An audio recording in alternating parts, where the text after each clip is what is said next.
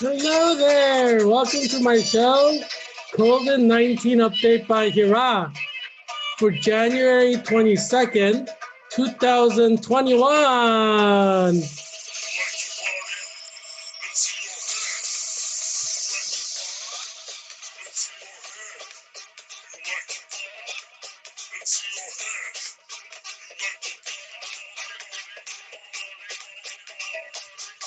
Yeah, my name is Heerak Christian Kim.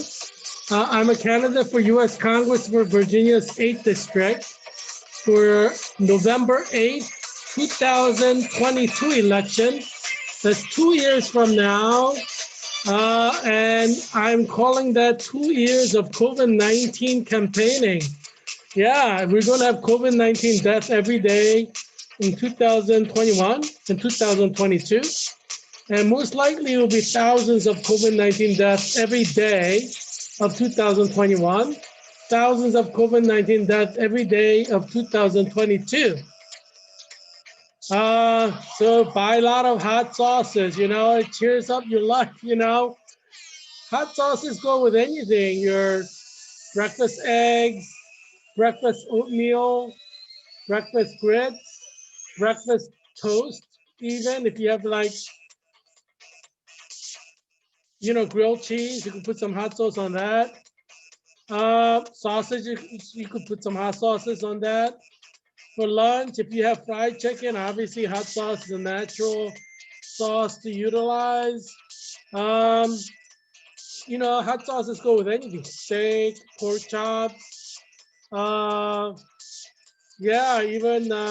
meatloaf. Yeah, today is National Hot Sauces Day, January 22nd. And I tell you, I stocked up my hot sauces. I have several different types of hot sauces. Mix it up a little bit. I discovered this hot sauce that has garlic at it. I'm like, hey, that's great. Now that we have to wear masks, we don't really have to worry about bad breath. You know what I'm saying? Yeah, so yeah, because when you didn't wear a mask, you didn't eat garlic because you don't want people to say you have bad breath. But now I'm like, hey, I love garlic, and I'm down with you with Italians out there who love garlic. I love garlic. Koreans love garlic, but they say Koreans and Italians, they both have bad breath, right? If you love garlic, and you eat garlicky food, you're gonna have bad breath, right? But hey, with the mask now, you don't have to worry about that.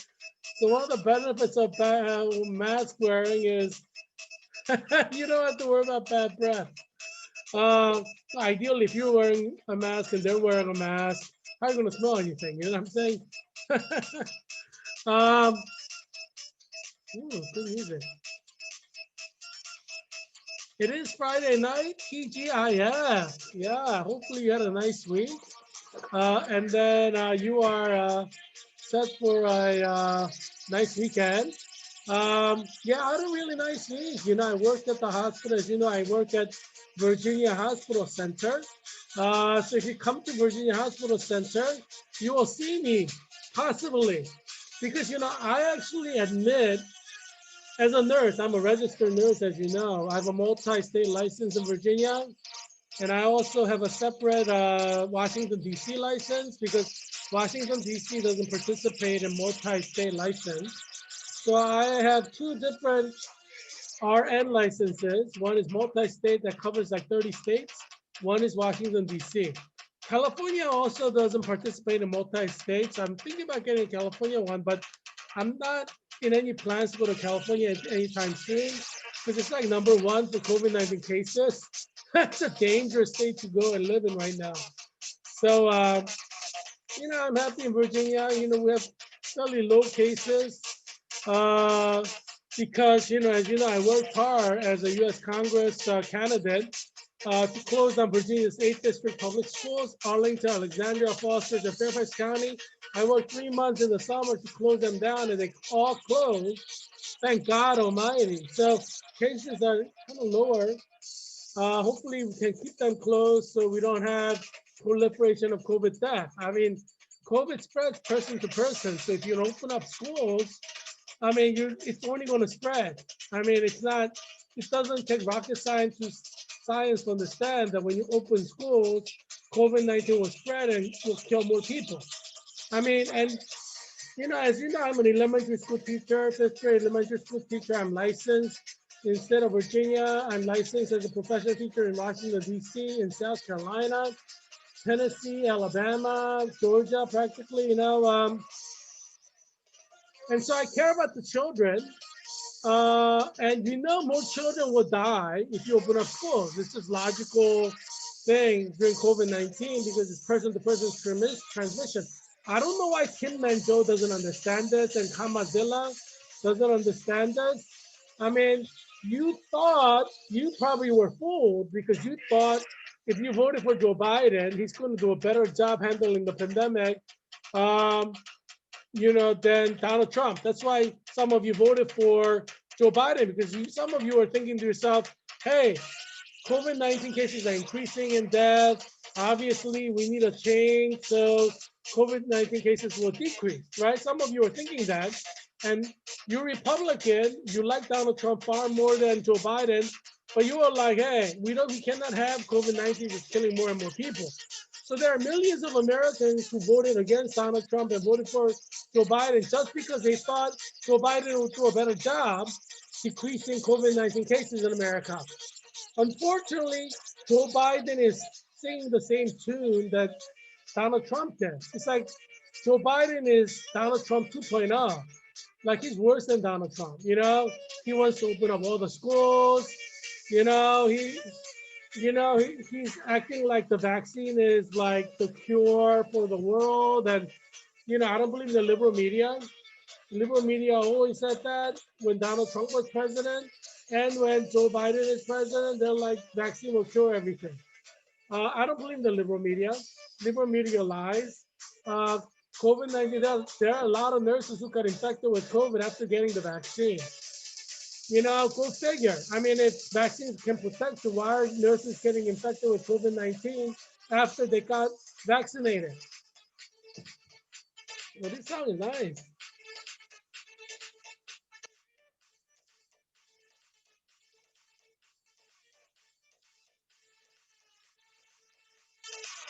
But liberal media doesn't cover that, do they? They don't tell you how many nurses got infected after being vaccinated because they're not interested in letting you know the truth. Because they want to perpetuate the lie, the vaccine will save your life, and it's not true. And Joe Biden is perpetuating this lie as well. It's the same lie that was perpetuated when Donald Trump was president. It's the same lie that is being perpetuated when Joe Biden is president. Washington swamp doesn't change. And I'm sure many of you are already disappointed in Joe Biden on day 2 of his presidency because you're like, Donald Trump and Joe Biden speak the same language when it comes to COVID. They're like both saying vaccine will work. Let's get everybody vaccinated. That's what Donald Trump said. That's what Joe Biden said. Says same old, same old, same old, right? You're saying like, that's what you're thinking. Same old, same old, same old. Donald Trump said, let's open up schools, and Joe Biden is like, let's open up schools. Same old, same old, same old. You're like, Washington swamp never changes. And I agree with you. That's why I did not vote for Joe Biden. And I didn't vote for Donald Trump. Yeah, I mean, I think we're stuck between rock and a hard place right now. Sorry for the soda. That's how you get infected with COVID-19. Just to illustrate to you, if you're drinking soda and you're lifting up your mask with soda, when you're teaching in your elementary school as an elementary school teacher, that's how you get infected with COVID. If your kid like sneezes on you or talks to you while you have your mask raised, A lot of teachers are dying from COVID right now, unfortunately. There are like 4,000 people dying in America every day. And, you can bet your 2 shoes there are teachers dying every day somewhere in America. So there's nurses dying every day somewhere in America. We need facts and figures. We need to know what's going on. We have 4,000 Americans dying every day. We need to know who these people are who's dying. What profession has the most death? Probably nursing and teachers. Those are probably 2 professions with most number of deaths. But we need to see also bus drivers, or subway operators, these people, policemen. firemen. These are like people who can die in large numbers, right? Oh, grocery store checkout counter people. Oh, nice. Nice. Check it out.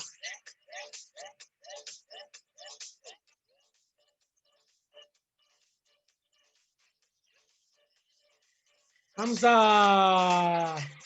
Hamza.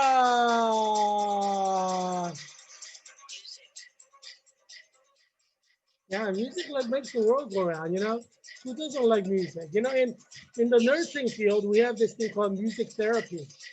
We use music therapy to help you control your anxiety, to help control your pain.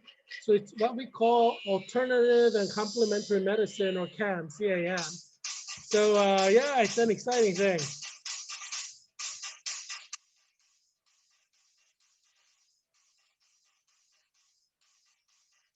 Yeah, it's good stuff. You know, this mix. Yeah, it's from Middle East. Arabic people have mixed this music. Very, very good, isn't it? I find like, you know, Arab DJs are pretty good. You know, Arab DJs from Middle East, they're really good. You know, Arabic culture has a long tradition of music and mathematics and calligraphy.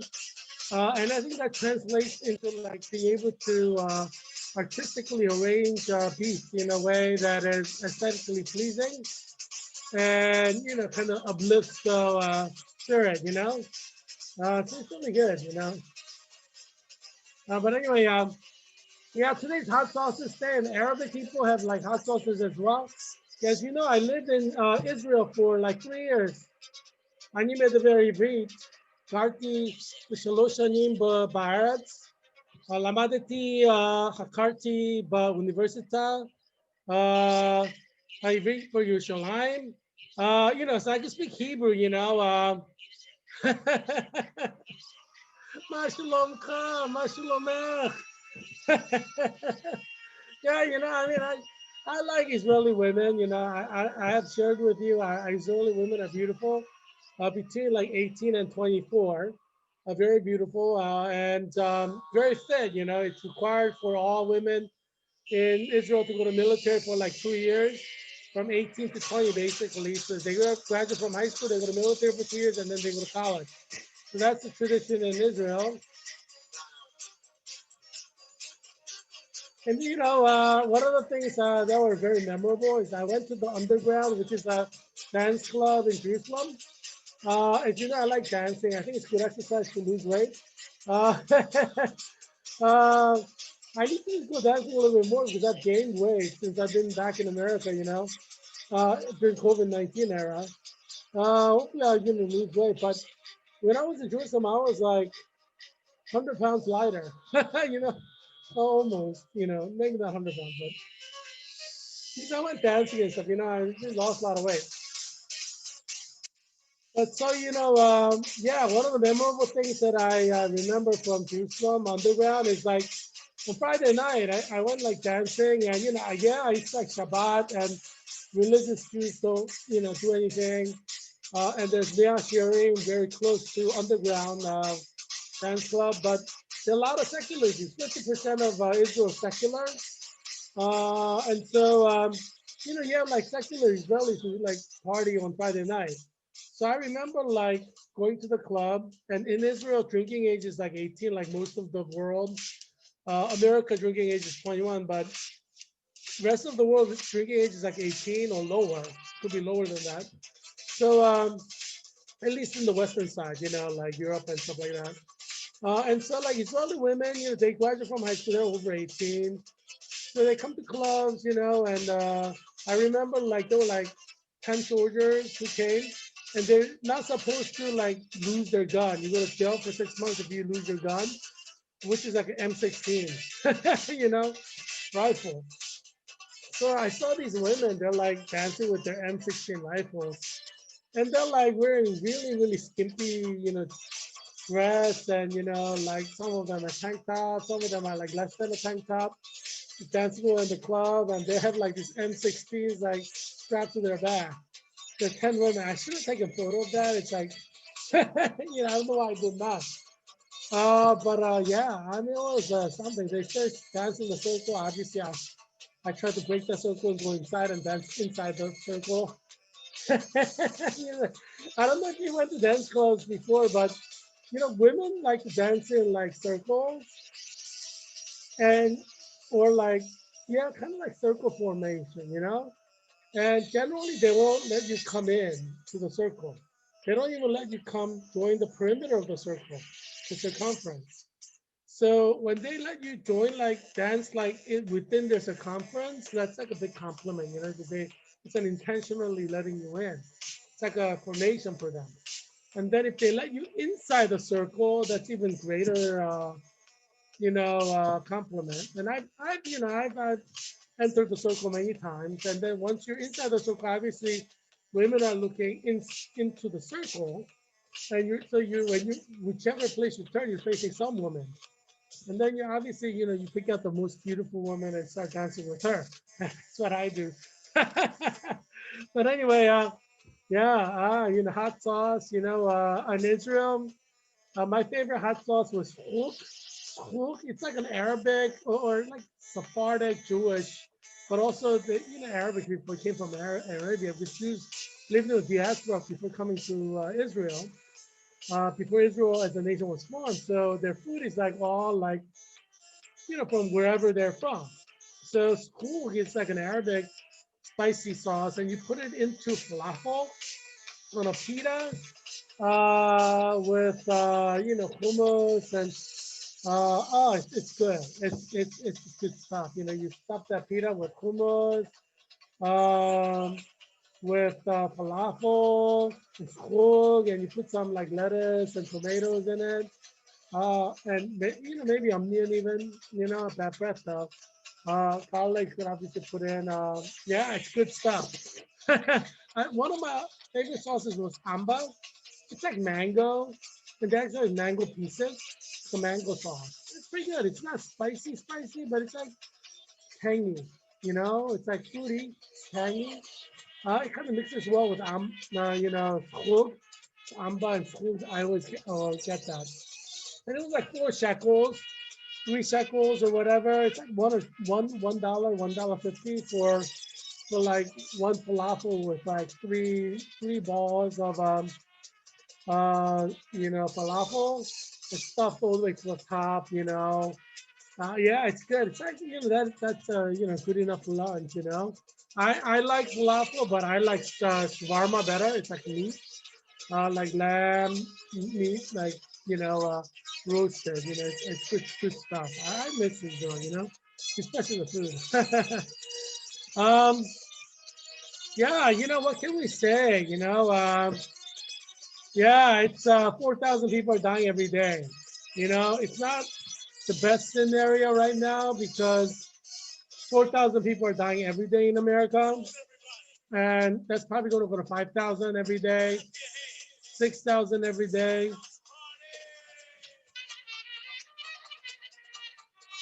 And that's like the average that's coming in there, right?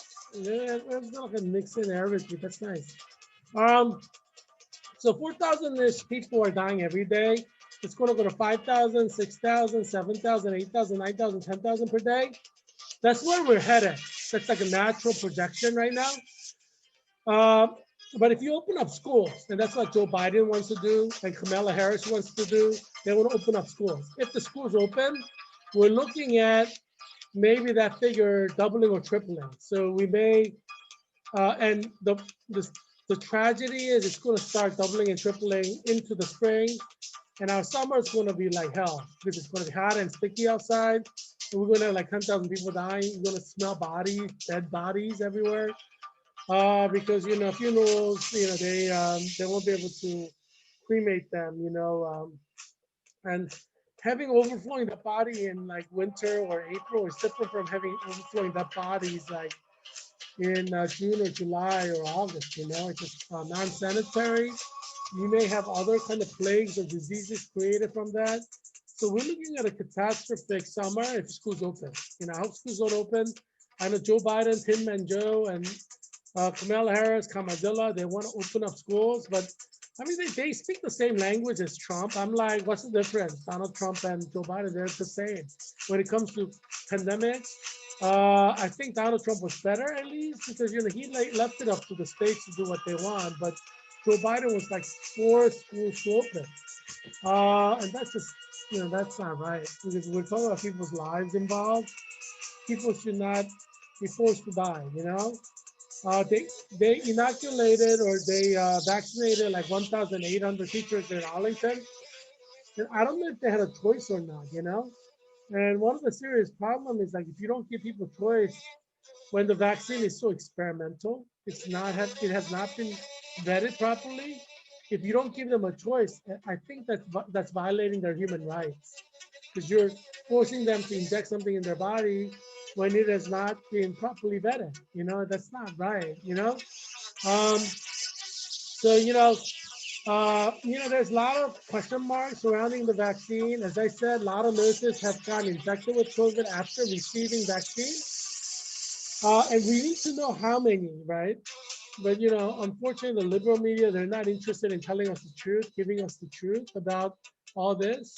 And that's the serious problem, right? Because there are multi-billion-dollar ABC, NBC, CBS, Fox News, PBS, it may not have that much money, but they should be doing investigative journalism to provide us with the truth. We need to know how many nurses got infected with COVID after receiving the vaccine, how many teachers got infected with COVID after being infected with vaccine.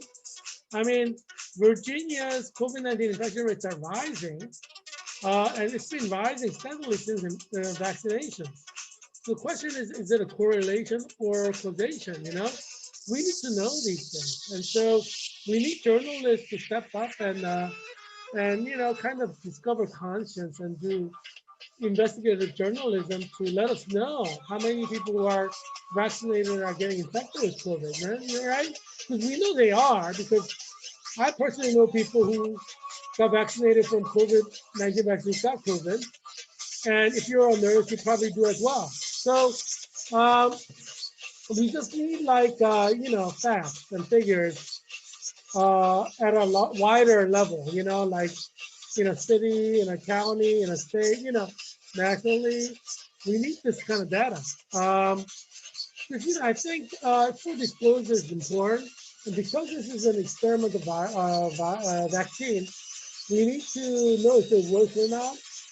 I think we as citizens, we have the right to know. We don't live in a communist dictatorship, socialist Marxist state like China or North Korea or Venezuela. We live in the United States of America. This is democracy. We have the right to know what can help us, what can harm us. We need to decide based on information. A truth may not always be pleasant, but we need the truth, right? And so that's a problem, right now in America, because so many people seem so vested in taking the figures to make us take the vaccine.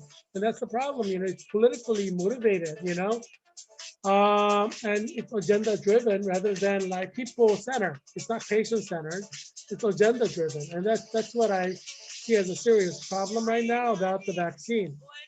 And you cannot blame people because we're being fed these kind of data that is not like complete data.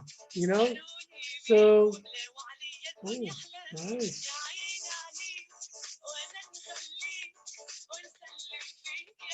Hamza. Yeah, we need the facts. We need the truth because if you don't want to take the vaccine, you should be allowed not to take the vaccine, right? You should have a choice. I think choice is a good thing in life. You need to have right to choose whether you get the vaccine or not, right? Why should you be denied the right to choose whether you get the vaccine or not, right? I mean, if you want to get the vaccine, get the vaccine. I mean, if you feel that that's what's good for you, you should get the vaccine, right? But you should also have the choice not to get the vaccine. You need the choice. You need the you need to be able to choose what is what you want in life, right? Because this vaccine has not been vetted yet. Nobody really knows whether this works. in real life. I mean, data is being collected now, right? You cannot force people to take something that you don't know will work, in real setting, Um, as I'm sharing photos from Georgetown University. You see that? That's the Healy Hall building. I was going to have debate for 2020 election at Healy Hall, like in March of 2020, because as you know, I ran for U.S. Congress in Virginia's 8th District and for 2020 election, but COVID-19 struck, so I had reserved the room there to debate Don Beyer and, all the congressional candidates from Virginia's 8th District. So I reserved this, Gaston Hall. That's where like Hillary Clinton spoke and Obama spoke. It's like the best room at Georgetown. So I reserved it for this debate, U.S. Congressional District 8th District election debate for March. And, we had to cancel it because of COVID. The whole Georgetown University campus shut down. As you know, I was a student in nursing, master's program in clinical nurse leader for 2 years, 2018 summer to 2020 summer. I graduated in August 24, 2020.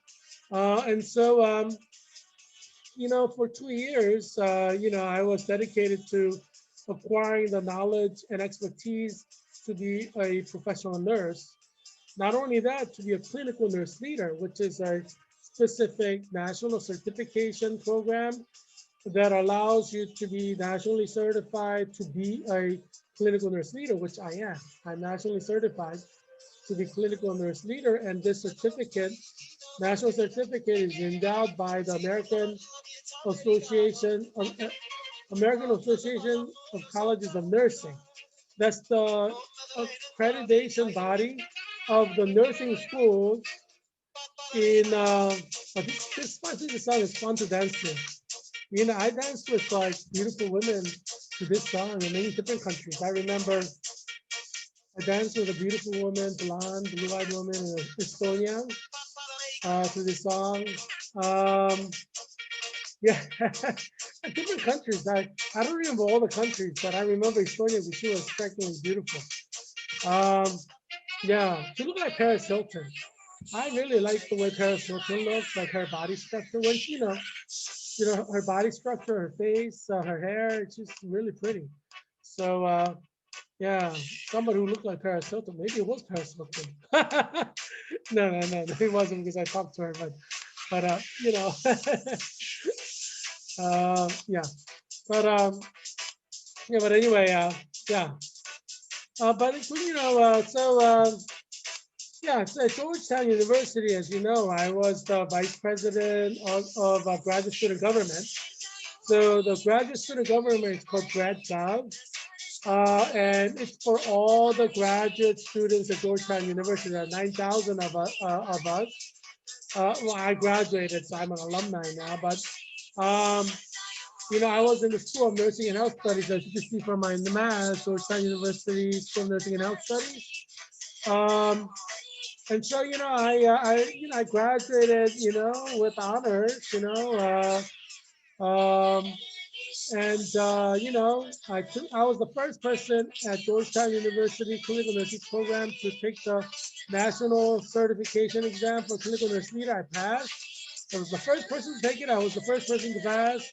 So I'm very proud of that fact. And my nursing professors are too.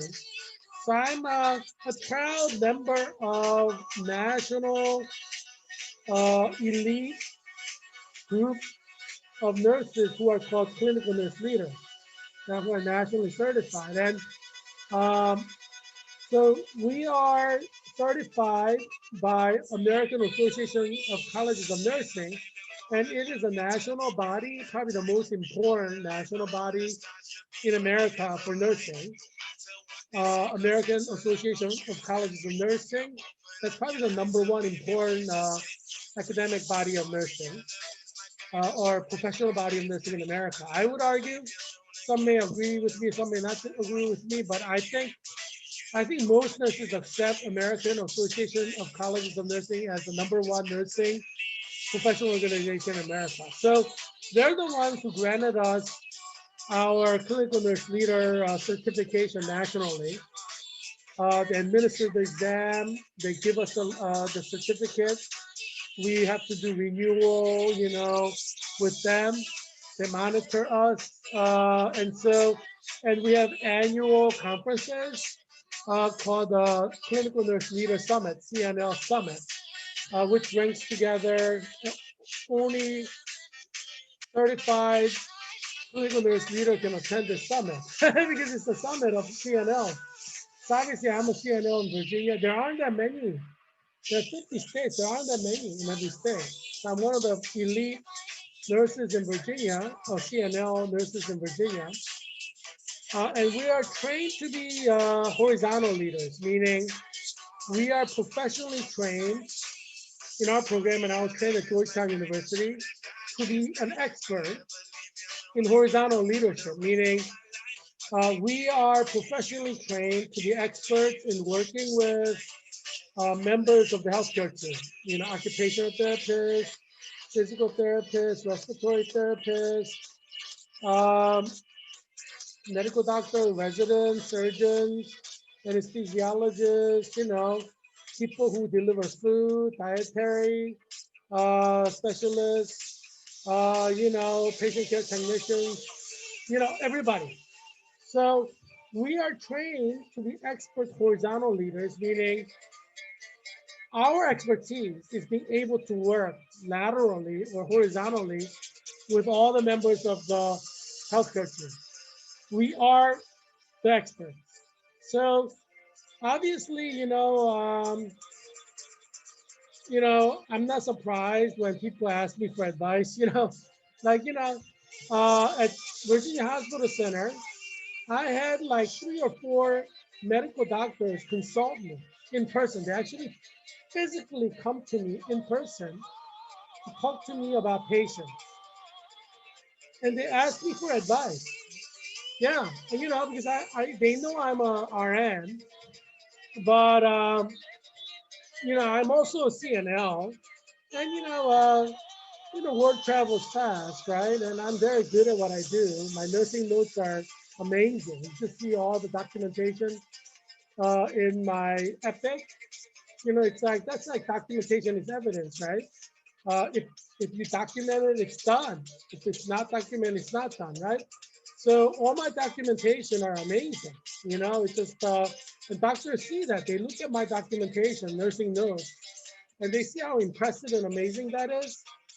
I have caught errors, so many errors. It's not even funny. I find out I'm very good at nursing assessment. One of the expertise of nursing is you need to find out from the patients what their problems are, what their issues are, and more importantly, their medical history and surgical history, right? You have to know. And so we are the experts. Nurses are the ones who do that assessment and find all that out. So doctors depend on nurses for the nursing assessment. And I'm such a good nurse. I have caught so many missed, I won't say errors, maybe that's too strong, but well, some of them are errors because for example, a patient fell a month ago and there were like documentation that said that the patient did not fall, but the person fell like a month ago. But this information is important because doctor needs to know whether the patient had a fall, because if the patient had a fall, doctor needs to know where the patient had a fall, and things like that. So I'm very good at nursing assessment. So when I see that, it was not, maybe, it's not error in the sense that if the patient did not say that she had a fall, then previous assessments would not have been able to register that, right? So let's say somebody before asked the patient, did you have a fall? And she's like, I don't know. Or the patient said no for whatever reason. Maybe they were forgetful because they were in pain, or they had pain medication or whatever, and they wrote down 0. They did not have a fall. Um, it's not the nurse's fault because maybe the patient said no. So what I do is I do assessment before, like, like in the beginning of the shift, but I do assessment throughout the shift, like 12-hour shift. So I ask questions, and, as patients trust me, you know, patients are very good at trusting me. I build rapport very quickly with my patients. Like immediately my patients trust me. And so they open up to me, and maybe in ways that they didn't open up before. I don't know, I mean, I can only talk about myself. So the patient says, I asked her, did you have a fall? And the patient, I have some patient who's like, oh, let me think, and I say, just think about it, your past 1 year, and try to remember if you had a fall or not. And then, I find, they remember the fall. And I said, well, can you tell me a little bit more about the fall? Because, I want to make sure that they actually fell, right? Because what they're telling me is different from what's on the Epic system. So I asked them to give me details about the fall. Because, if they remember the details very well, then it happened, right? I mean, obviously. Or they could say, oh, I mean, they may think and they may not remember details, and then I'll write that down. The patient says he had a fall 1 month ago, but the patient doesn't remember the details, so, just to make sure, so I say patient reports a fall, but patient reports that he doesn't recall the details of the fall, for example, so that the doctor knows exactly, like, well, there are some question marks to this. But if the patient can give specific details, right? Then, obviously there was a fall, most likely, right? And if the patient has a visitor, like, a husband or a son or daughter, I sometimes do nursing assessment with them as well, because as you know, part of being a clinical nurse leader, and I was professionally trained to be a professional clinical nurse leader, is that we do nursing assessment and we want to be thorough. So we assess the patient, but we also assess the family members, and if they come to visit, obviously I introduce myself and try to build a rapport with them. But for me, I mean, I'm glad to see that the patient is being comforted by the visitor. But for me, the most important thing is I want to learn more about the patient's, support system, but also information that patient has given. And, I have sometimes patients who are older, like, over 80 or whatever. I want to see if I could kind of confirm the details of the, like fall. If the patient tells me about the fall, I want to, and it's different from what's on the documented system in the Epic. I want to be able to verify the details of the fall. So what I do is I ask the I ask the loved one or visitor about the detail, and they describe it, and it matches. You see, and if it doesn't match, then I try to reconcile the details, meaning I put into the notes what the patient said happened, and then I enter into the notes what the visitor said happened. And if there's discrepancy, I talk to the patient and the visitor who's there, and then I describe how the patient resolved the discrepancy. You see, you see how good of a nurse I am.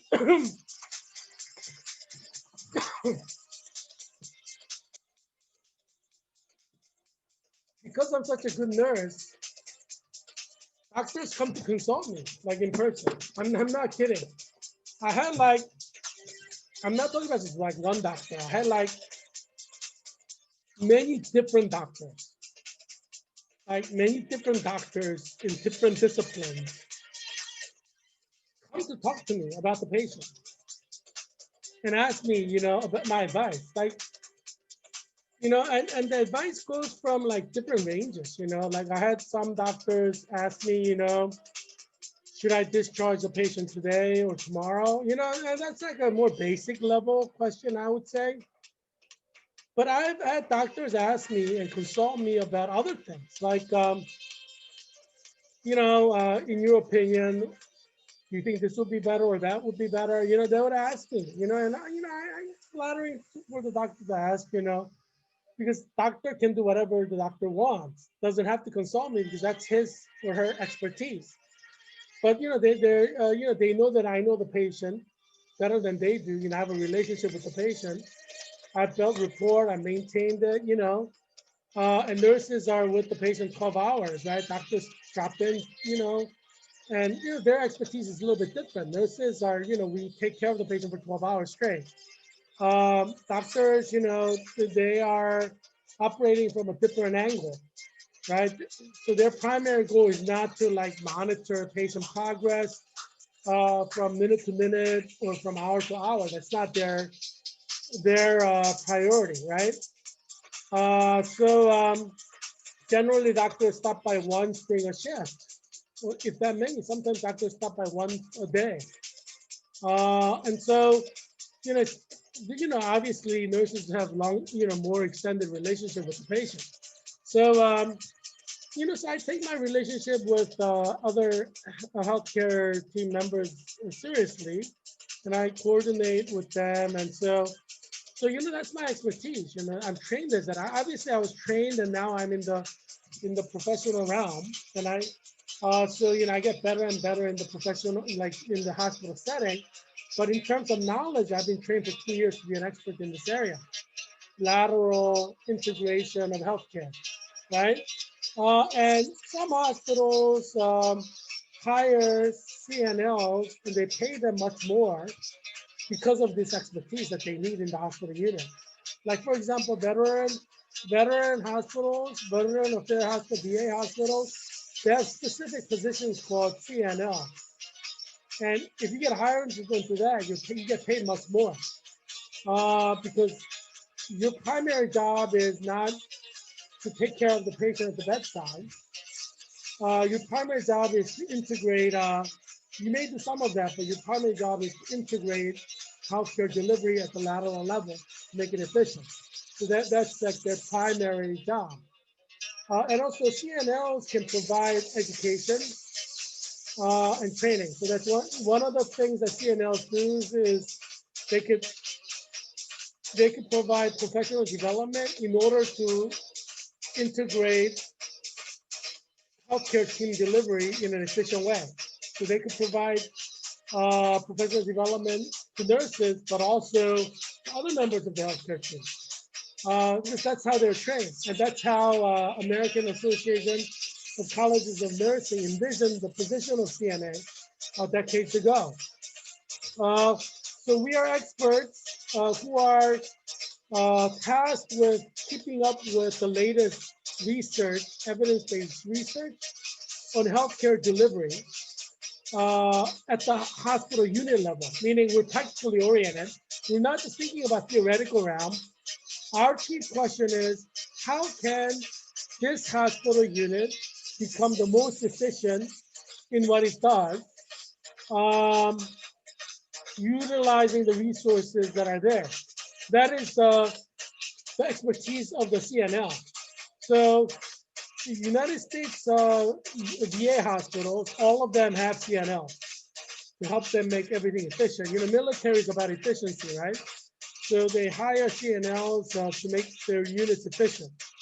Now, a lot of hospitals also hire CNLs to improve hospital unit efficiencies as well. Because the thing about improving hospital unit efficiency is it reduces cost, right? Efficiency by definition reduces the cost of operation, right? So there are directors of operation, but they don't always understand the mechanics at the healthcare delivery level, right? I mean, they know what needs to be done to decrease cost, but most directors of operation deal with facilities management, equipment and things like that. it's much more difficult to manage human resources at the level of healthcare delivery, right? Because human resources deal with something else. You know, they're not, health, human resources are not necessarily experts in nursing or, you know, whatever healthcare areas. They're good at human resources from a more like a theoretical realm of what human resources do in every profession, every company, you know? But they may not know the expertise of each company very well. So what the CNLs do, clinical nurse leaders do, is they provide that expertise at the healthcare delivery level. So obviously not all the hospitals use CNLs. Um, some hospitals do, some hospitals don't. But health CNL clinical nurse leaders have proven to be effective in cutting costs because they understand, because they're registered nurses, they understand what the nurses do. They understand what has to be done, not only to cut costs, but to maximize patient care, right? So their expertise are treasured. And so some CNLs become independent consultants. So hospitals may not hire CNLs, clinical nurse leaders, as full-time staff, but they could kind of consult them from time to time to make their units more efficient.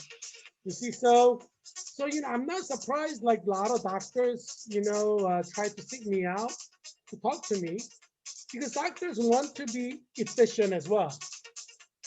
And some of them, you know, I think all of them probably have an idea that you know, what I'm capable of. You know, just by looking at my notes, you know, my notes are very comprehensive and thorough, and help them. You know, I intentionally write notes to help the doctors most of all, but other members of the healthcare team as well. But doctors, they need full information uh, to do what they need to do, like what kind of diagnostic test they must order. You know, they need information. So a lot of that they gather like when they're assessing the patient once a day or whatever.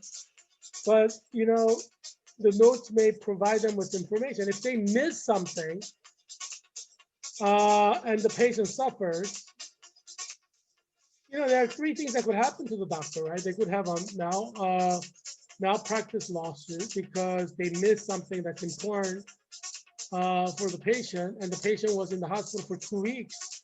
So the lawsuit would say, how can you miss this important condition of the patient during 2 weeks? So doctor can get sued for malpractice, right? And the doctor could say, well, the patient did not tell me that this patient had this problem, but sometimes that may not work. Because the whole point of the patient going to the hospital is for the doctor to discover what's wrong with the patient. You see what I'm saying? So if the doctor says, well, the patient didn't tell me that this patient had this problem, that may not hold up in the court of law.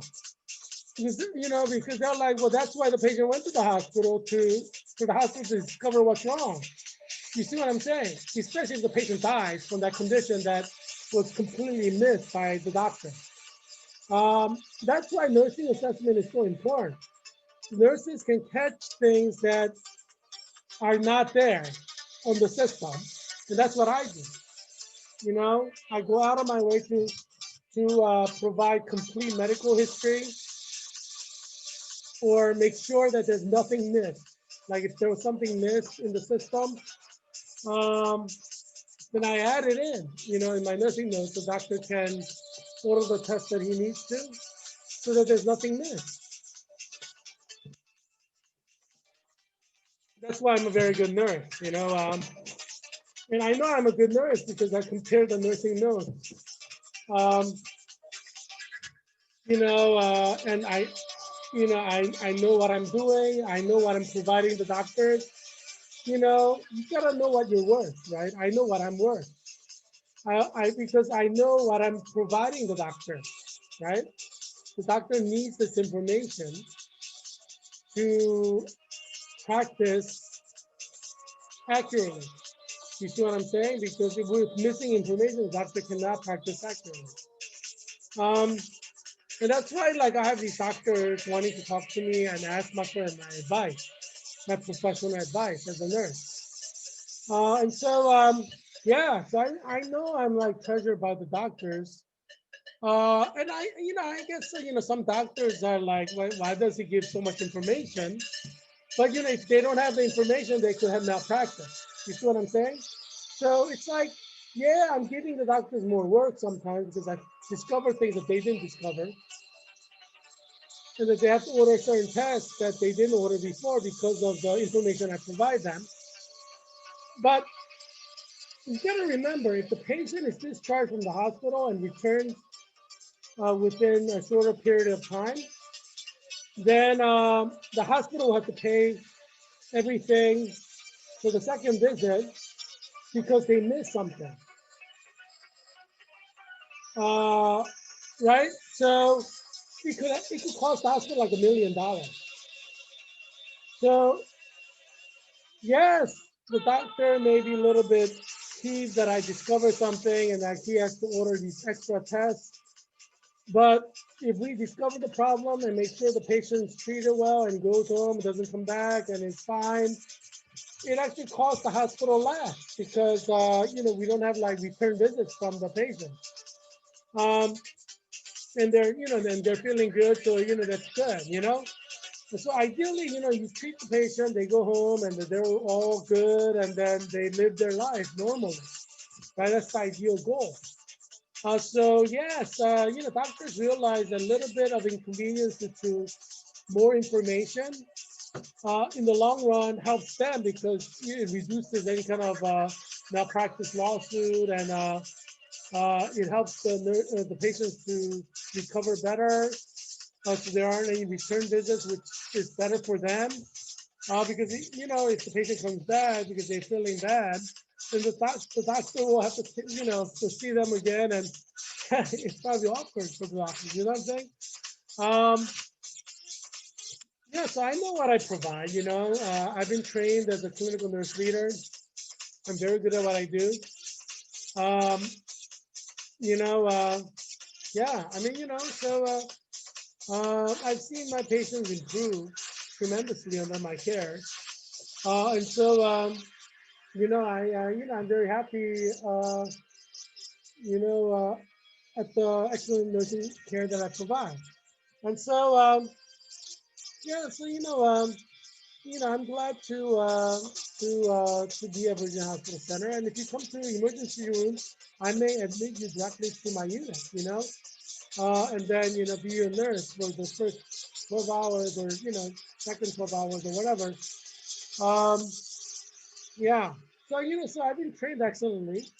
And I'm happy to say and share with you, I was invited to present my research uh, at the 2021 Clinical Nurse Leader Summit.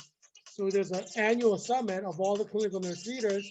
I was invited to present a poster research in a poster form, and it's on PPE use in COVID, in hospitals in non-COVID-19 units. So hospitals often have units that are COVID units that are non-COVID units. So, there are nurses who are getting COVID, and once they get COVID, they cannot work as nurses, right? So the hospital uses this nurse who got COVID for minimum 12 weeks, but sometimes for months, right? If the condition gets worse and worse, because sometimes it does that.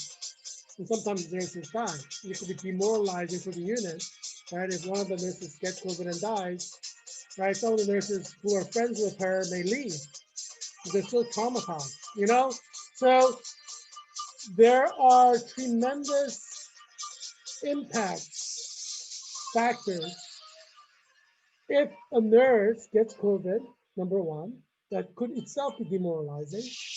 But if the nurse dies from COVID, I mean you're actually going to have several nurses leave because they're traumatized. I mean, it's like any condition, right? If your close friend dies, and some nurses work for 20 years in a hospital, so that their friendship could be like 20 years long. If your closest friend dies of COVID, you may want to change of scene, right? So some people will leave and go to another hospital or whatever just because They don't want to be in the unit where they work with their best friend nurse and their nurse died from COVID. And they might have visited their friend inside the hospital, who knows, Um, so, so my research is targeting that. Research that I'll be presenting at Clinical Nurse Leader CNL Summit 2021 targets like how do we maximize the PPE, personal protective equipment usage in a hospital setting, especially in a non-COVID unit, to protect the nurses, obviously. Because if nurses, obviously there are nurses who work in COVID units, and that's important too. But I'm focusing on non-COVID units, because, research is kind of specific and focused. Every hospital, not every hospital, but most hospitals have non-COVID units. They don't want to mix COVID and non-COVID patients because if you mix them, non-COVID patients could get COVID, right?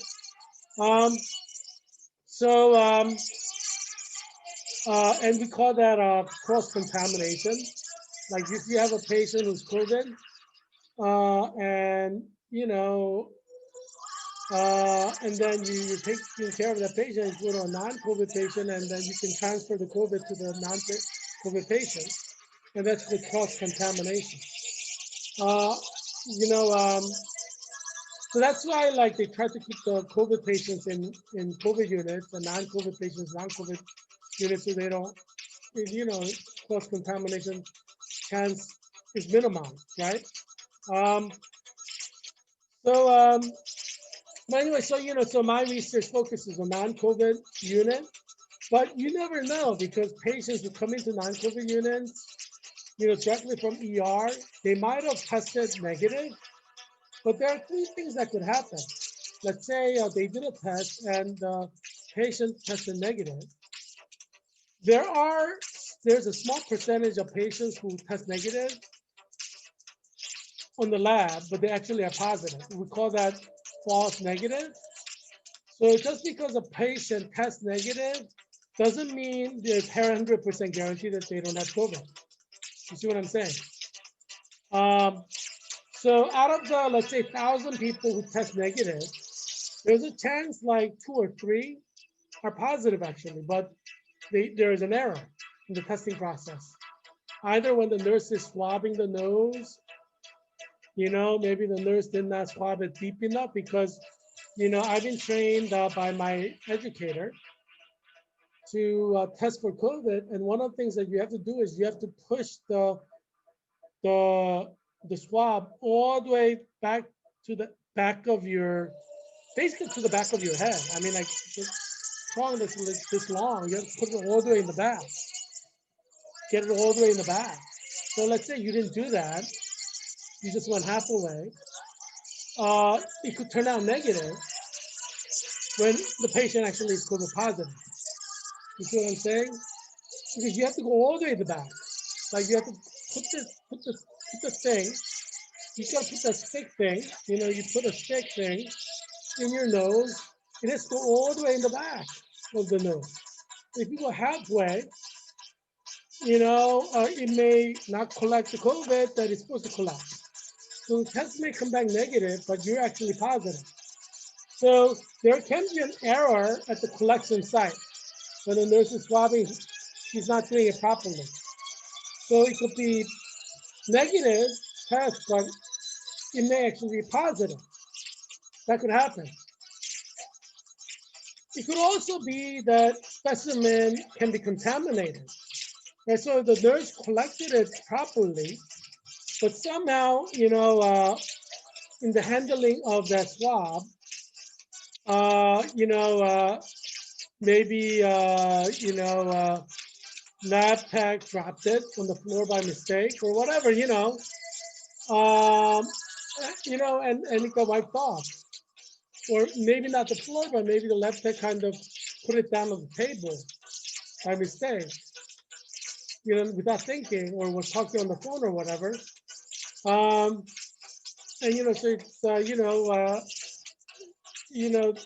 it's, registers negative, but it's actually positive. So, there are different ways that could happen, or it's negative, it's positive, but maybe the lab tag entered it as negative on the system by mistake. People type, there's typing errors too, right? Input errors. So errors can happen at different levels. So if you have 1,000 negatives, you kind of suspect that there's errors in few of them. They're not all going to be negative. They're human errors. It's like we're not perfect. So even in non-COVID units, you cannot assume that just because a patient is tested negative, that there's 100% certainty that that patient is negative. That's what I'm saying. And that's why it's especially important to focus on the potential for nurse vulnerability in non-COVID units. Because obviously you don't want to be losing nurses anywhere. They're so scared.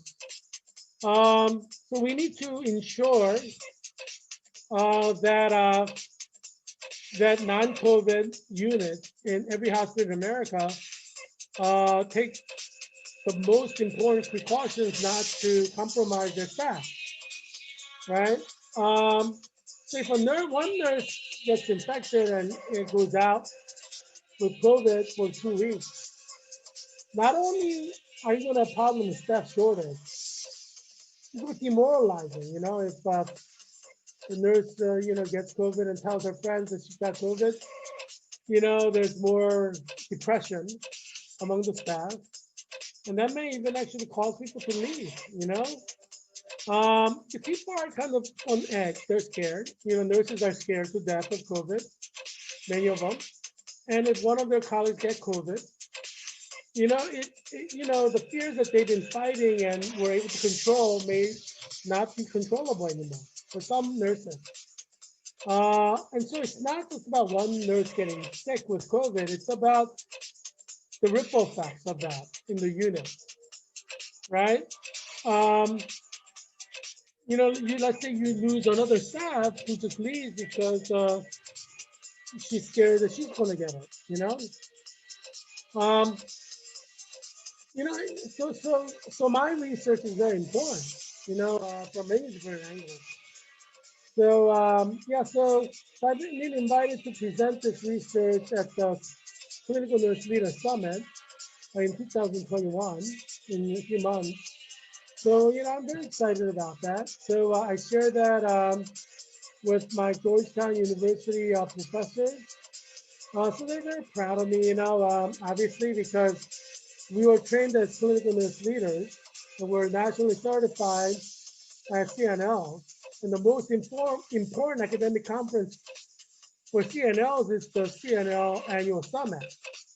That brings together all the CNLs to discuss the most important thing for our particular professional expertise, which is being CNL. So obviously my teachers are very proud of me.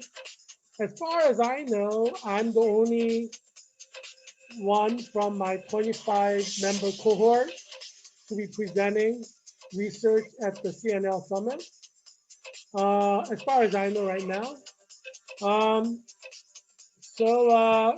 Obviously I am advancing the profession of CNL, clinical nurse leaders, and that is actually what we call professional involvement, very treasured within the nursing profession. How do we advance our profession, right? That is one of the key important elements of every nursing school, right? How do we advance the profession of nursing? And obviously, at the annual summit, that's where the research of nursing advances as well. So what we present there will dictate how hospitals practice nationally. This is a national summit. I am a clinical nurse leader, certified nationally in all 50 states and Puerto Rico and Hawaii, and Guam and U.S. territories and all the U.S. embassies around the world. So my research will impact all the VA hospitals, all the private hospitals, and obviously since COVID-19 is global, it may impact world as well. But obviously, within the American context, we as a nation, my research has significance, direct significance in 2021, right? In actually saving people's lives. So that's why I am respected uh, in my profession, right? Um, because this conference is being sponsored by American Association of Colleges of Nursing, right? Which created the CNL position in order to maximize the nursing profession, right? It's their ACE card to advance nursing profession in the 21st century. That was their goal. And so we are like the ACE players in the nursing profession to advance nursing in the profession. And so that's our primary goal, to advance the profession of nursing in the larger context of the healthcare. And um, so we're like the MBAs of nursing, right? We're the managers trained to be professional managers in the field of nursing. Um, so I mean, it's a great honor. I'm very honored to be invited by American Association of Colleges of Nursing, the most important accreditation body. Like you can, like if American Academy of Colleges of Nursing says we're not going to give you accreditation, Georgetown University will not be able to train professional nurses. That's how powerful they are as a regulatory body. So you can imagine it's like any kind of regulatory body anywhere, right? They regulate the profession, right? They regulate the practice of nursing. Um, and so it's a great honor for them to invite me to present my research at this very important summit. And they call it a summit. That's how important it is. They could have called it a conference. They could have called it a meeting. They could have called it a convocation, but they call it a summit because that's how they want it to be. And you know what a summit is. So it's a strategic political term used to describe what we do annually as CNL. Obviously, I'm expecting to rise to the top of the top among my fellow CNLs in the nation. I expect to be in the top 1% hopefully in the near future. Obviously, I will advance the profession. And that's my goal. Whichever field I enter, I want to be like the number one.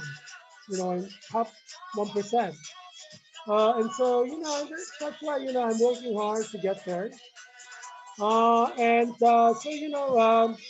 Professor Anderson, who was the professor for my research course, she was praising me, and I also heard from Paula, my clinical nurse, my clinical instructor from the Fairfax Hospital, in the step down cardiac step down unit. How she was proud of me, and so I was really thankful of the support.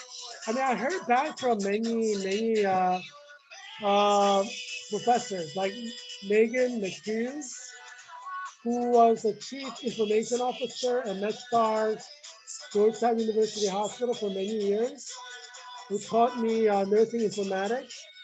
She congratulated me, and also I guess, a lot of different professors, from Georgetown congratulated me because this is very significant. Being able to present at the summit is significant. And also, my professor in genetics, Professor Emma, uh, she is the genetics expert at NIH, National Institute of Health right now, and professor at Georgetown. So she researches genetics at NIH. She's like on staff there. She's very important, obviously. So she told me, like, make sure you work that up, like once you present it, publish it in peer-reviewed journal of nursing. So, I was thinking about doing that, but I'm glad that Professor Emma um, told me that that's what I should do.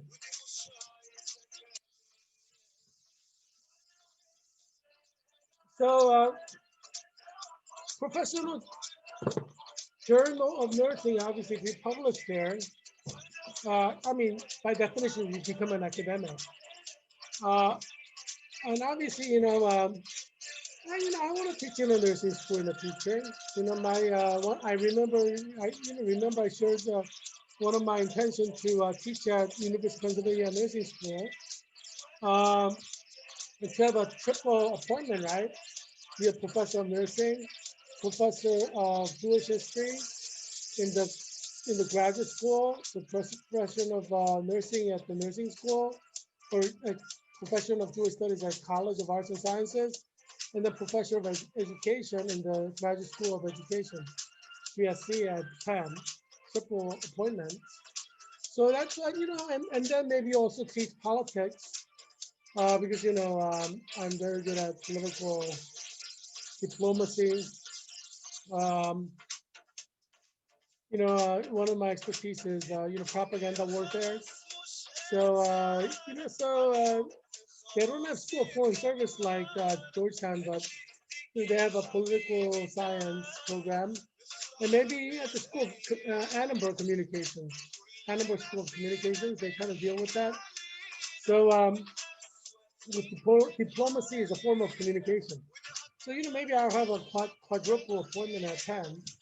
So that's one of the things that I'm thinking about. Obviously, I could, have quadruple appointment anywhere. UCLA or Harvard, wherever, I just don't like Boston as much, but, maybe at Duke University, I like the South, so I love to go to Duke. Duke has a nursing school. Duke's education program is not as good, but, they have a very good political science program there. And yeah, but their nursing school is great, so yeah, so I mean, who knows, we'll see. But so, it sounds like I'm entering the academic research of nursing. And as Professor Emma, who is, very important researcher at National Institute of Health in the genetics research section, which is obviously the most important research in COVID-19 because mRNA vaccine deals with genetical processing, right? So, or DNA, translation. So I mean, obviously, I'm glad to be associated with such important people in Washington, D.C. area who have direct relevance for policymaking in COVID-19 issues. But also like nursing researchers, and movers or shakers in the profession of nursing, I mean, literally. And so, it's good for me to, see their I mean, they support me, obviously, they support me as a person, as a student, their student, as an alumnus, and as someone in the nursing profession now. So, I'm advancing, in my nursing profession, and hopefully I could get my presentation published in my peer-reviewed journal in nursing. So globally, I could impact the profession of nursing. So, yeah, I'm headed there. So I'm very excited. I'm very good at what I do. Whatever field I enter, I generally hit number one, top 1% of the profession. No experts. That's just whichever field I enter, that's what I do. As you know, I'm the Leonardo da Vinci of 21st century. So what can I say? What can I say? I mean, geez. I mean, and that's who I am. Leonardo da Vinci of 21st century. I mean, so I'm used to it. I'm used to entering a field and becoming number one, or being top tier. Um, So God has led me this direction, and maybe because God saw COVID-19 coming, or maybe God planned to give COVID-19 because of Romans 1. He's like, well, I'm a loving God. I better direct the Leonardo da Vinci of 21st century to enter that area so that there can be salvation for some people. God has favor on whom he wants to have favor, Who knows? I don't know what God's thinking. God's God. I just, God's been guiding me this way, and I've been following God's call. So this is where I am. When I was at Georgetown University, as wherever I go, I rise to the leadership. So at Georgetown University, I was the vice president of graduate student government, GradGov. So I formed the Senate. I contacted every department at Georgetown University, graduate program, master's, MBA program, nursing programs, programs in the medical school,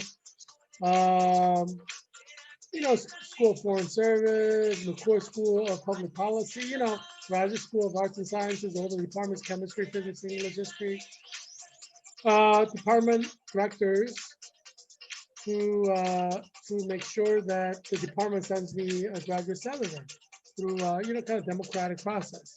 So I organized a graduate senate, and you see all the graduate senators, not all of them, but the ones who came seated there.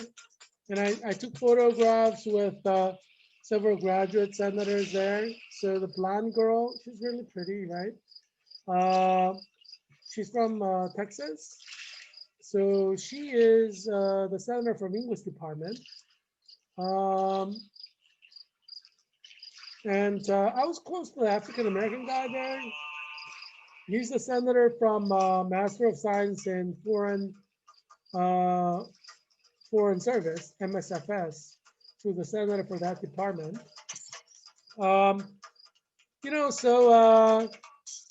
Yeah, and then on the top picture next to the senator from English department is a senator from the Port School of Government. She's from Columbia, Lena, these are senators. I had really good relationship with the senators. I'm good with people like me. We get a lot of important things done at Georgetown.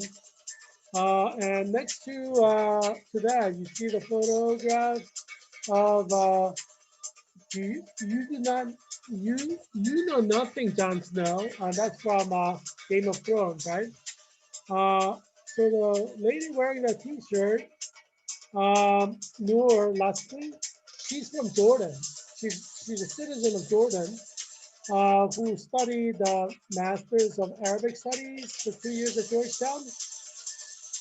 And Noor Lasky, she and I'm playing Arabic music in her honor, although it's like Arabic techno mix.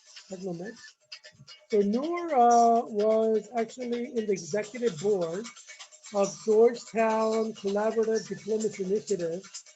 So I became a member of the executive board in the 2018 to 2019 academic year. And Noor was the vice president of Georgetown Collaborative Diplomacy Initiative. And then during the academic year 2019 to 2020, I became the president of Georgetown Collaborative Diplomacy Initiative. Noor graduated in 2019. I went to a graduation, took photographs with her, I shared that with you. She's a really nice person.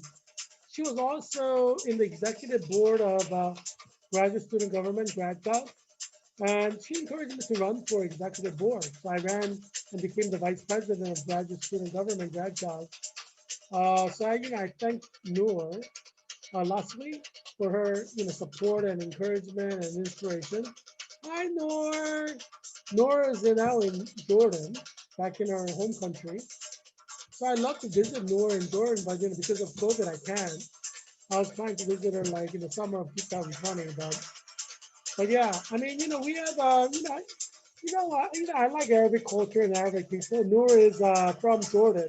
She's Arabic, obviously. And so yeah, I mean, I've maintained very good relationship with all the Arabic individuals at Georgetown. Worked very closely with Arabic Studies department at Georgetown. Um, and so yeah, I'm very glad at what I've accomplished at Georgetown University and lasting relationships I've made at Georgetown. Obviously I was voted as vice president of graduate student government for 9,000 people for a reason, right? I mean, let's be honest here. And like all those 9,000 people are now all over Washington, D.C., all over the world. Some of them went back to their home country like Colombia and Jordan. They'll become diplomats. Some of them will become politicians. Some of them will become prime ministers. They'll remember me because I'm so rememberable. I'm never forgettable. But anyhow, some of them work for the embassies in Washington, D.C. Some of them just settle down in D.C., work with various think tanks. There's a lot of think tanks, IMF, World Bank, things like that. But anyway, yeah, all this soft power, all this soft power. Yeah, but wherever I go, I rise to the top of leadership. I did that when I was at Cambridge University. I did that when I was at Brown University. I did that when I was at Harvard. I did that when I was at UCLA. I did that when I was at University of Jerusalem. Wherever I go, I rise to the top of leadership. Like can I say, I'm just like a born leader. But anyway, yeah. So 3,902 COVID-19 deaths in one day, 24 hours. So we have 414,004 deaths right now. And 24,818,781. Maybe I should help Joe Biden because I know she's not very advanced in academia. I mean, I think she's more a teacher than a researcher, maybe I should help her out, help her advance in research areas. You know what I'm saying? I don't know, maybe she's not interested in research. Maybe she's just interested in teaching. But, crown jewel of academia is research, not teaching. And I'm a very good researcher. You Google my name, Heerak on Amazon. You can read some of the books I publish. But yeah, I'm a researcher king in academia, not teaching. But I think Dr. Joe, is it Dr. J? I think she's more of a teacher though. I don't know what she published. I don't know what kind of research she did. I don't know. I don't know, maybe she's doing some research now. Never too late. Yeah, so there are 5 top states for COVID-19 cases. California is number 1, and their death rate is like amazingly horrendous. Like 700 people are dying every day in California. So they have 36,259 deaths. They're now number 2 for death, and they may surpass New York. Is that right? Yeah, they may surpass it like in a week or 2. Their death rate is only 1%, but remember, you have more cases, you're gonna have more death. It doesn't matter if the percentage is low. When you have a lot of people getting infected, a lot of people die. Texas, ooh, nice.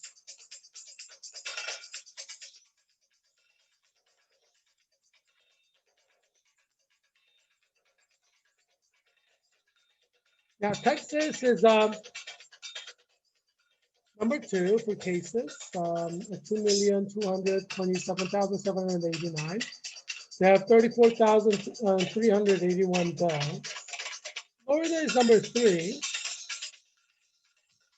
with 25,011 deaths. New York is number 4, but it's still number 1 for deaths from last year. So we don't know what's going to happen this year, but they may have far more deaths this year in April. 41,974 deaths. Obviously, he went up since last year, but not as aggressively as in California. Illinois is number 5 for cases, over 1 million cases, and they have 20,534 deaths. All these deaths are going up. You know they're going to all have far more than 60,000 in 2021. If 50 states have 60,000 deaths,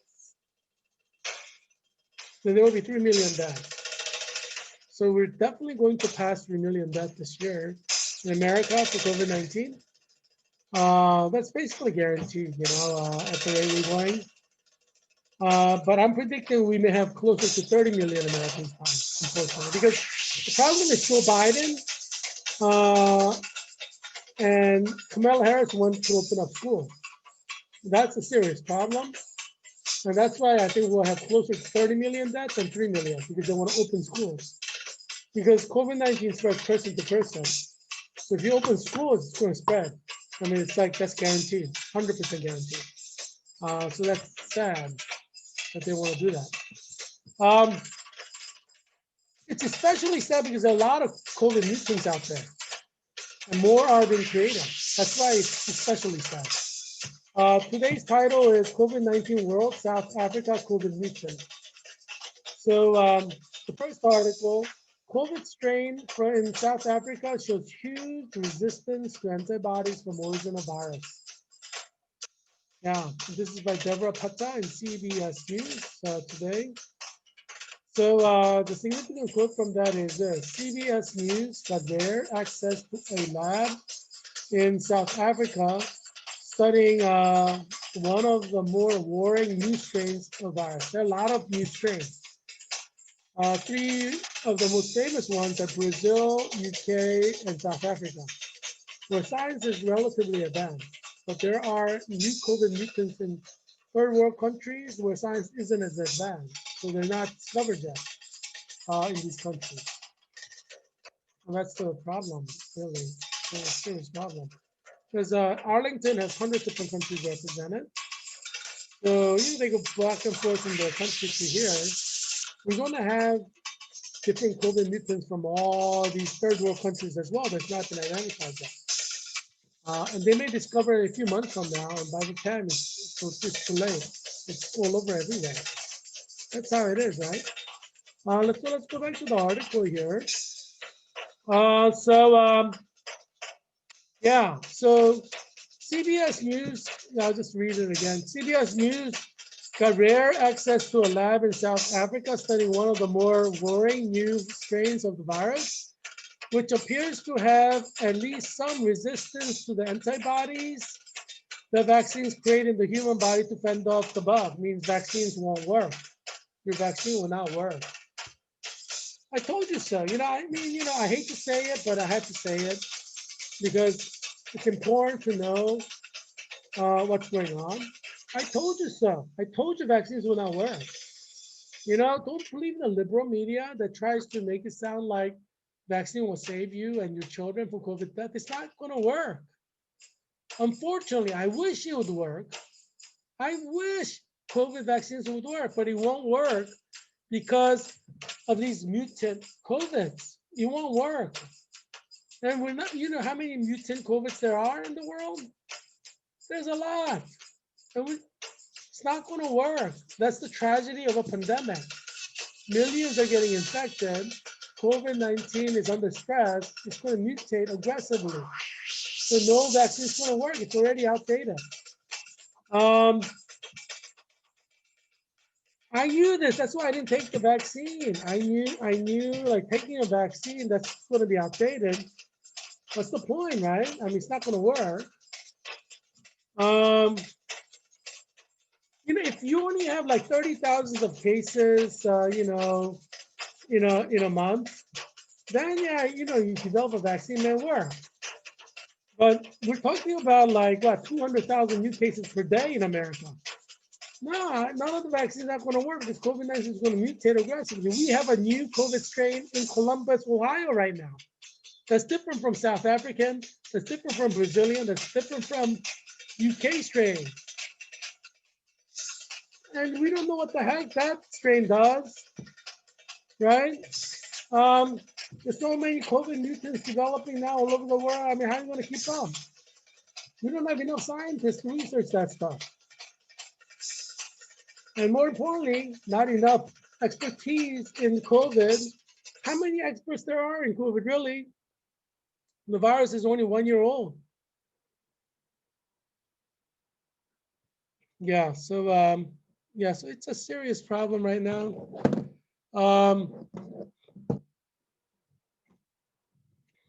Yeah, what can you say, right? What can you say? So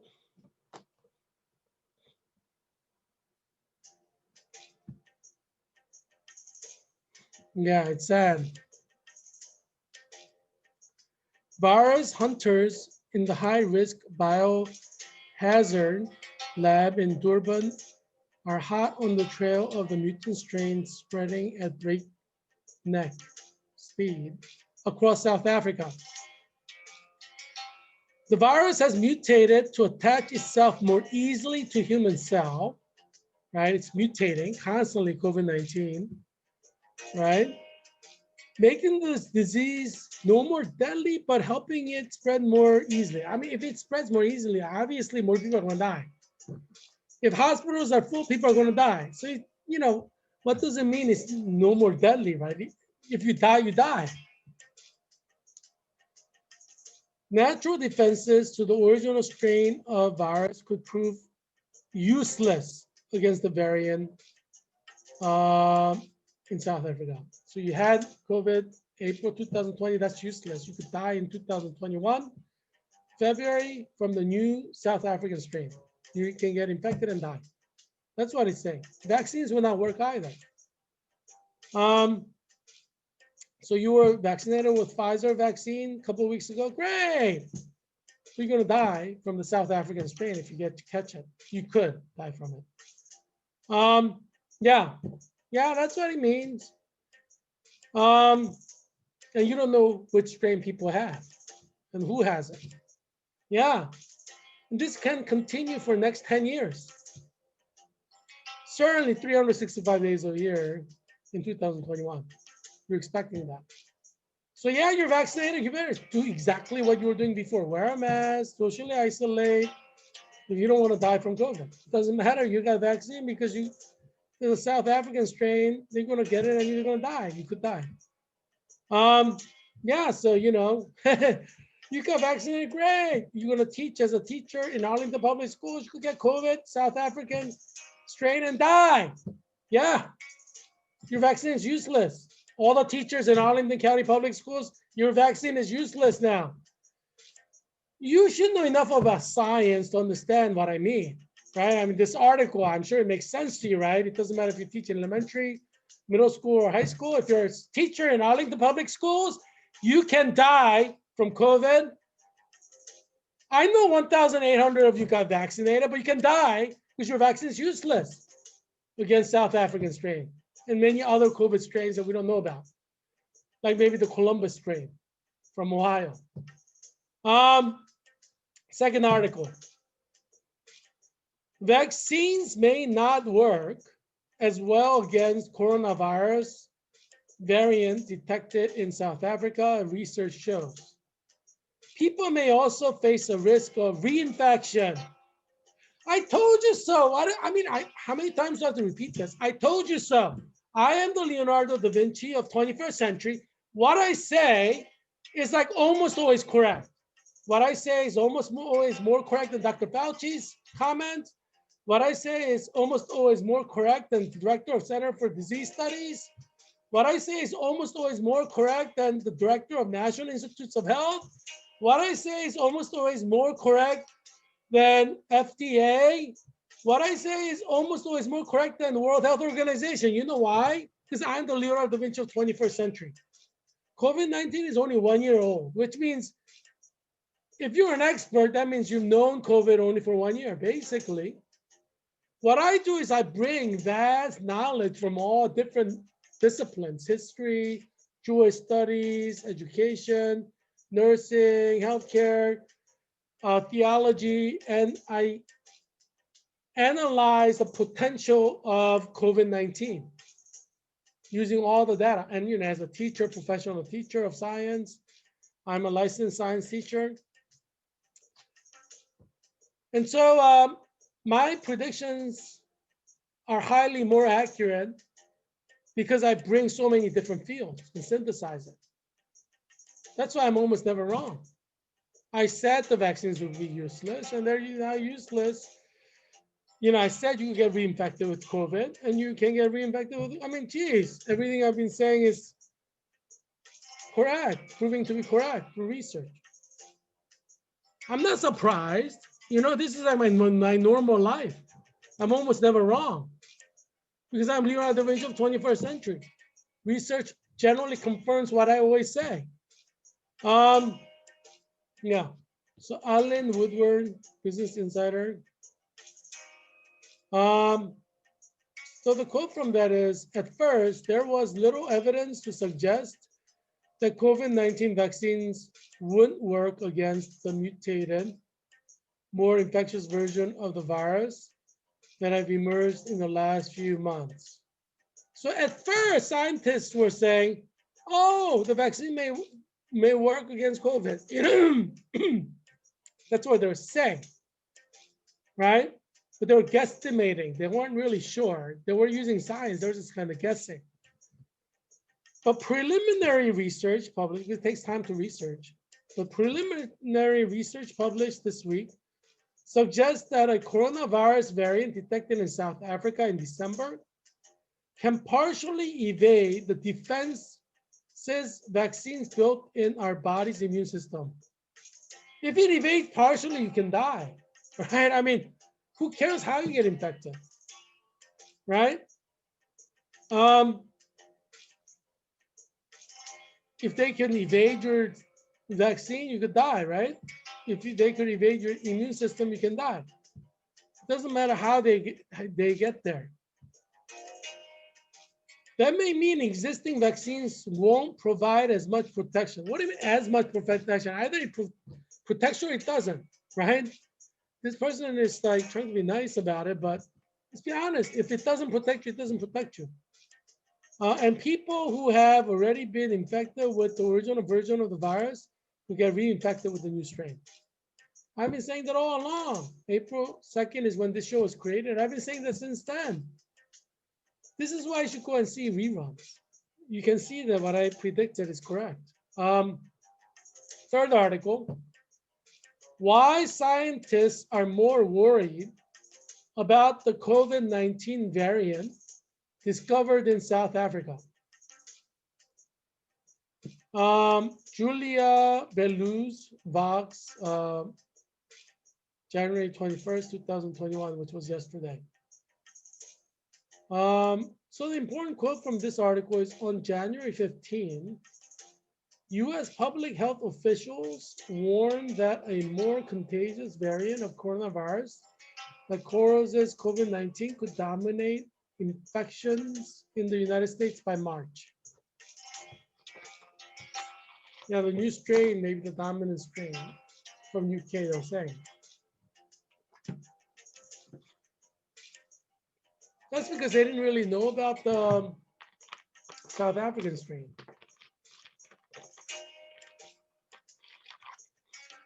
That green warning referred to B117, a variant that was first identified in the United Kingdom. But now, scientists are increasingly concerned about another variant that emerged in South Africa. And this is what you're going to see week after week. New variants emerging and original forecasts by CDC being modified and changed in lieu of the new reality. You see what I'm saying? This is what you're expecting for 52 weeks of 2021.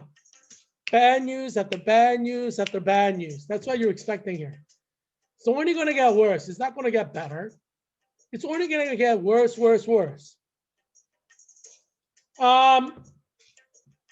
Let's face reality, because you're not going to survive trying to live a lie that vaccine works.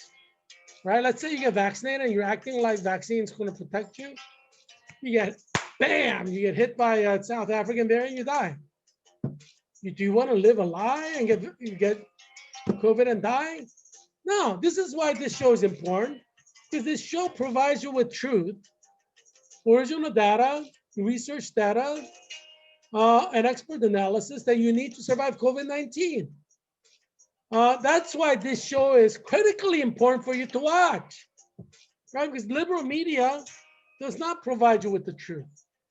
Joe Biden is feeding you same exact thing that Donald Trump fed you, right? Let's open schools, right? Same exact mumbo jumbo that has led our country to where we are. Joe Biden wants to make it a little bit more, socialist, dictatorial, make it into like a policy to open up schools or whatever, And that's the problem with Joe Biden, right? He does it worse than, he tries to like dictate it, and he wants to open up schools. This is a problem. Joe Biden is a problem for U.S. national security when it comes to COVID, because we need to protect our citizens against COVID. But Joe Biden wants to open schools, which is going to endanger the lives of American citizens. It's a national security issue here. Obviously, I'm here to try to save your life and your children's life. That's why I created this show on April 2nd. But unfortunately, Joe Biden is not that interested in that.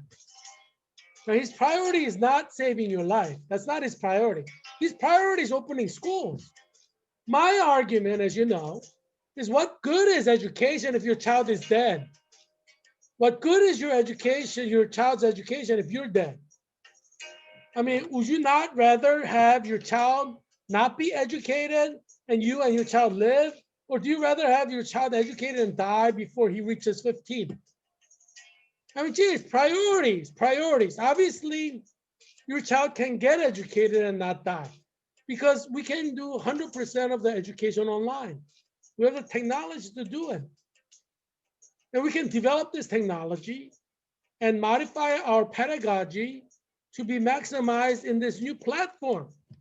I hear these people complaining in Fairfax County saying children are not learning under remote learning. That's because you're not developing the platform, right? The platform is relatively new, right? COVID-19 caused students to learn at home using remote learning. So it's a brand new platform. Of course, it takes time to adjust, right? But the important thing is you got to develop this platform so that your child's safe at home, learning from home. So what we should focus on is developing this platform so that your child's life can be safe and protected from COVID-19. Because your child's vaccine, if your child gets a vaccine, will be useless against the variants, right? You see what I'm saying? So only way we're going to make your child safe and you safe is by transitioning into working at home, transitioning to studying at home, right? Because we don't know how long this thing's going to last. COVID-19, most experts will say, will last till end of 2022 for sure. Most experts are open to saying that it can go much longer than that. This is a 365-day virus. So we're in this together for many years to come. And we may lose 100 million US citizens to COVID-19 death in the next 10 years of COVID if we're not smart enough to develop the platform. We have to transition to remote lifestyle to survive.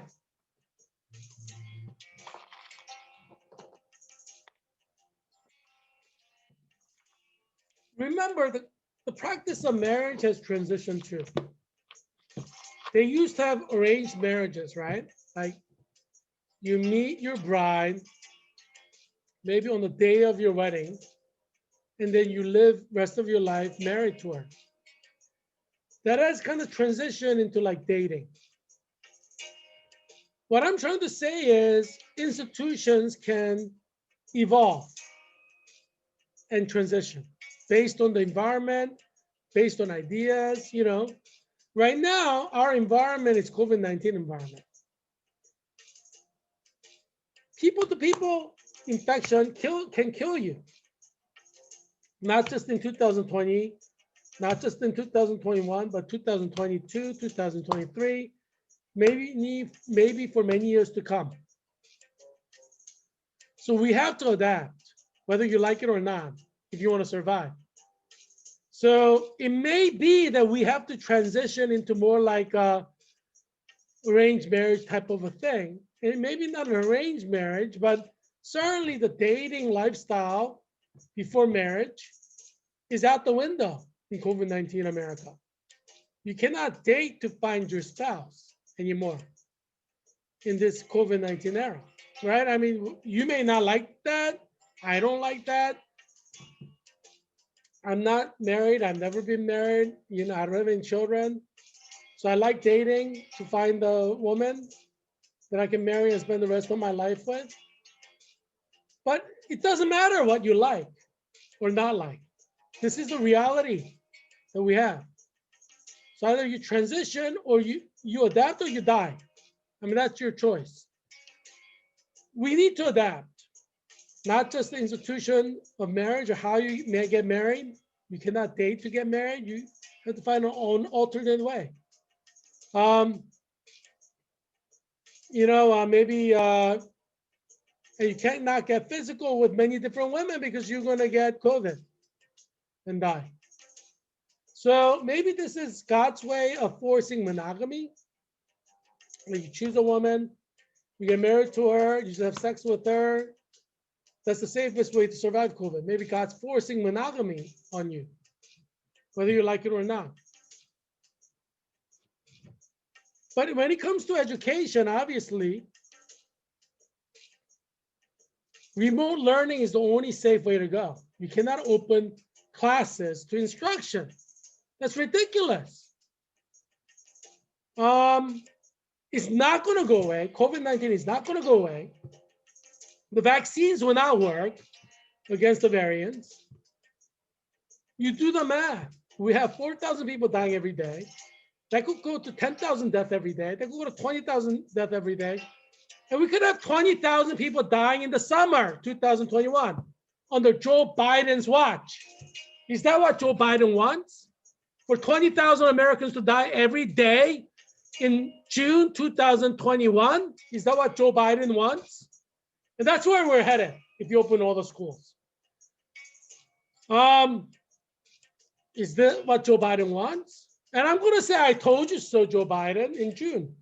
Just watch. And we can all blame Joe Biden because, hey, buck stops somewhere, buck stops there. You see what I'm saying? You know, don't be playing with people's lives, Joe, Tin Man Joe. You're playing with people's lives. And that's not right. You know, I know he's pro-abortion, you know, and I think that dictates politicians' decisions about things. Because when you're pro-life, you centralize life, right? But when you're pro-abortion, you know, life is expendable.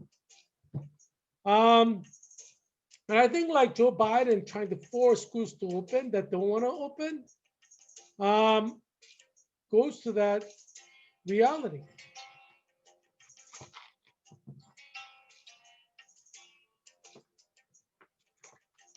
As you know, I march for your life.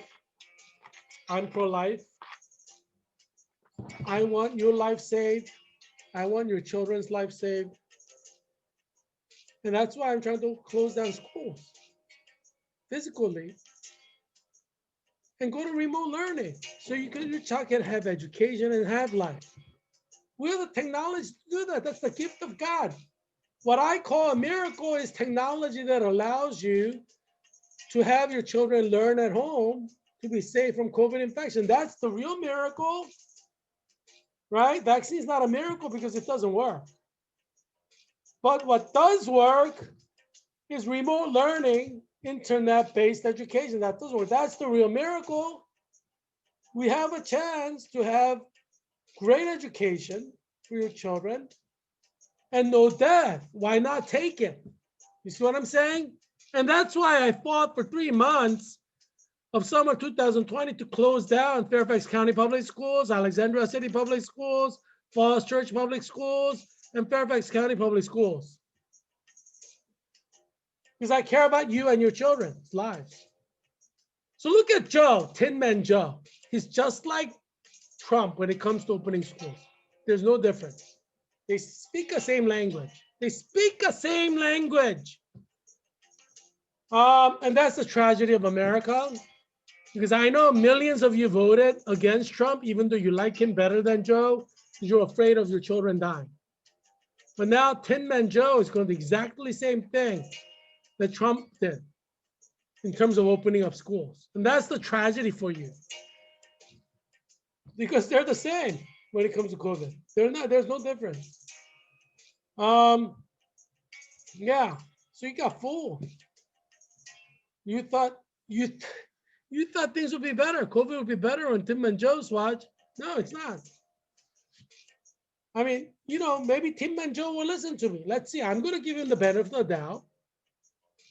Maybe Tim and Joe will watch this show, and he should definitely watch this show every day because he's not going to get the facts from the liberal media.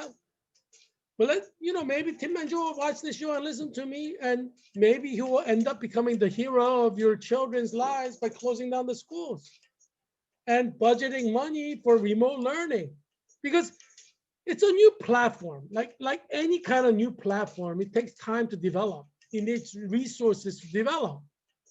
So what Joe Biden should be doing is giving billions of dollars to develop this new platform, make it more efficient. You know, like we have 5G now. We have to put more money into building internet infrastructure to make it more efficient. You know, national infrastructure has to be upgraded for internet, 5G. Maybe government can be involved in creating a 6G. That's what we need, because we're looking at COVID-19 for next maybe 10, 20 years, possibly. So we need the internet-based learning. We need technology developed in that realm, because our education has to be done that way. Our work has to be done that way. Or our civilization in the United States when? I mean, China, they have no COVID. So as long as they're quarantining and putting people in camps to quarantine them off, they will sacrifice a few to save 1.2 billion citizens. That's the right way to go in COVID-19. Obviously, you don't want to sacrifice anybody, but you either sacrifice a few to save many, or everybody suffers together, right? China is doing the right thing by choosing potential death of few to save the many. That's the way to go. Obviously, you don't want anyone to die, but if people got COVID, I mean, you got to isolate them. Hopefully, they don't die of it, but if they do, at least they didn't infect 200,000 people every day, like America, which leads to 4,000 deaths every day. Like China has 0 deaths every day. That's the right way to go. And that comes from Western science. It doesn't come from China. It comes from US researchers on pandemic, German researchers on pandemic, English researchers on pandemic, French researchers on pandemic, Italian researchers on the pandemic. But they're too chicken to use the science to save your life. They're just not leaders that the pandemic need. And Joe Biden obviously is lacking backbone. He should be closing down schools to save your life. He's not going to do it.